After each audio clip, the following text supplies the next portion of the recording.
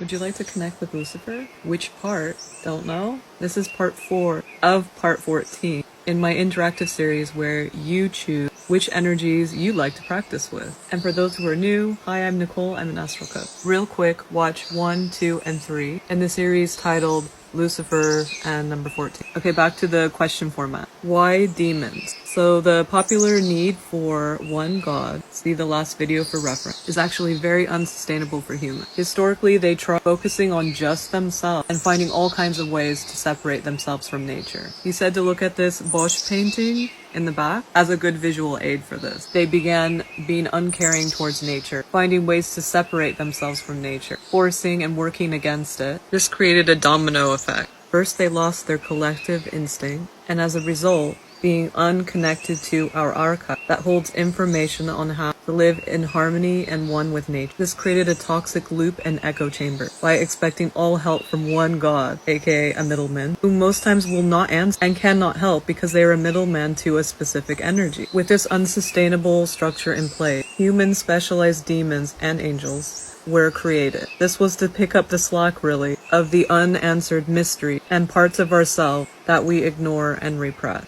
They help both unconsciously behind the scenes and or consciously directly with humans. Okay, next is, what are false gods? They're actually the gods that everyone talks about, but the ones that were made equally with human information and desire, and the original energy agreeing to that. These are what I usually talk about as job role, an energetic type of middleman. So picking one god out of all the other ones representing everything. Of course you're going to call the other ones false gods. Sometimes angels and demons get mistaken as false gods also. As for worshipping false gods or worshipping in general, it's actually just a very extreme way of building bridges and relationships with those energies. He says to be careful with how you worship if you have to, because it would be like going to a restaurant and treating a waiter like a famous musician. You wouldn't be able to get your food, right? He says to keep remembering that all these beings are there to help. All the middlemen are to help us understand ourselves and other energies better.